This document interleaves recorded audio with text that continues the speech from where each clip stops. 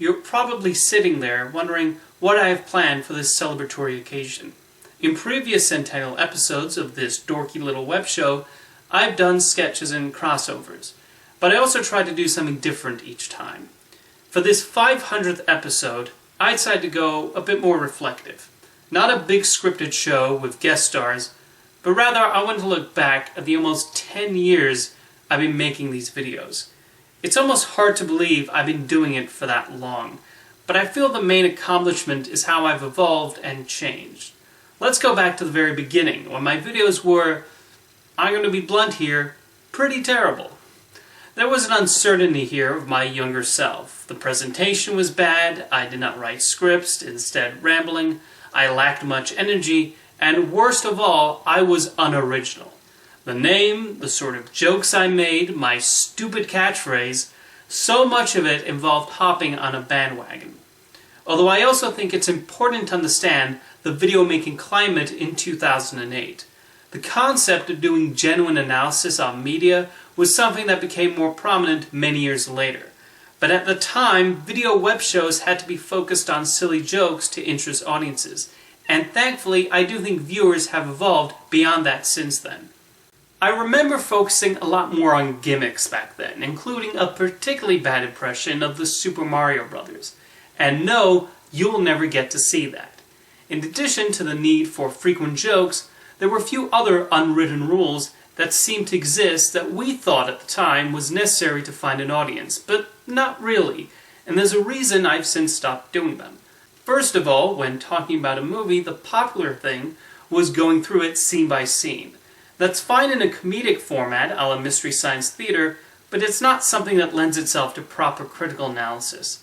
I find it to be a rather restrictive style of talking about a movie, and even back then, I would more or less abandon the format halfway through talking about a film. Then there was the rise of the angry reviewer, the idea of shouting, getting angry, throwing insults, and faking a spastic attack over something completely trivial.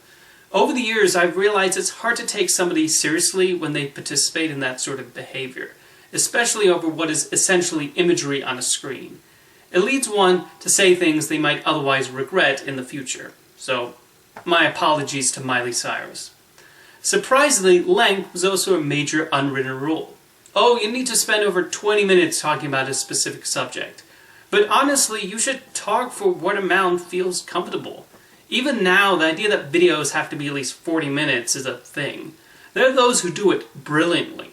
David Rose of the DVD Shelf paces his videos akin to an official documentary, and thus is able to keep the interest going no matter how long. Some jerk of a camera's format also lends itself wonderfully to lengthy videos, and the time just flies by. But most of the time, I don't really want to watch somebody go on for 50 minutes about why Shrek the Third is a disgrace to the franchise. I have more productive things to do. I prefer to go into the bare essentials, hope you learn and get something out of whatever I'm talking about, and send you merrily on your way. Being a video maker is all about finding a groove and your own identity. That's why I eventually changed my name, decided not to go for an outfit I'm forced to wear in each episode, killed the catchphrase, and as corny as it sounds, I chose to just be myself. While every video maker is ultimately different, I think there is one piece of advice that is important for everyone. Don't grow an ego. At the end of the day, you're just putting videos of your opinion on the internet. You're not some grand messiah who everyone must 100% agree with. And listening to the audience that watches you is necessary to grow and get better.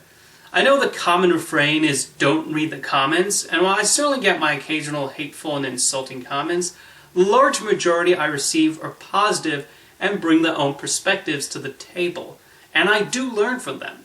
Case in point, one of my earlier videos was about Willy Wonka and the Chocolate Factory, a movie I'm not particularly fond of. Most of the comments I got on that video were critical of the way I worded my opinion, and they were right. I spent too much time comparing it to the source material, and in the end, I committed the sin of telling people not to watch the film. Some years later, when I made a video about Tim Burton's adaptation of Charlie and the Chocolate Factory, I had those criticisms in the back of my head while making that video, ultimately resulting in what I think was a stronger video. So it's important to respect your viewers and their constructive criticism, rather than labeling them as haters who don't see your greatness. I do generally look forward to seeing what the viewers have to say, and chances are I might have clicked on your profile. Some just watch the videos, while others make ones of their own, whether they're merely vlogging, or drawing, or playing video games, or just filming silly things. Some viewers may have web series of their own worth checking out. The most exciting part of uploading my videos is awaiting what comments I get, and I think, for the most part, my viewership is generally a positive one. I recognize I'm hardly a popular video maker, so I cherish those comments I do get.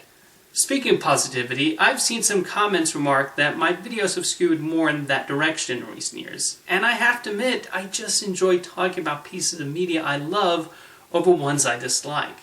I know a lot of YouTube videos, especially the ones with the most views, tend to veer towards negativity and snarkiness. And it just got to the point where I didn't want to add any further to the negativity. I want to convey a message of optimism that is sorely needed in this day and age. And if you're positive and optimistic, that comes back in the comment section. I recently made a video about Teen Titans Go, which is, how should I put this, a divisive television series? The large majority of the comments came from people who disliked or hated the show, and yet they did not lash out or chew me out for praising the series. They were understanding and brought their own perspectives to the table that I found perfectly valid. If I was antagonistic or scornful towards those who did not share my opinion on Teen Titans Go, the responses would probably be wildly different.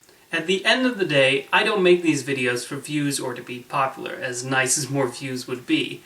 I make these videos to share with you the things I feel passionately about, or maybe I want to preach a message I have a strong opinion about.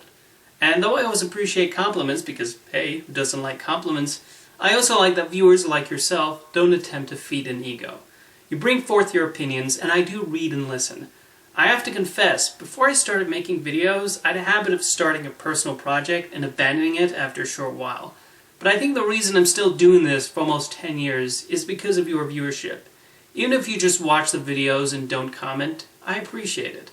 Although, please write comments more often. I like to read what you have to say about a certain subject. And I sometimes wonder if people are scared to write a comment for fear of offending me.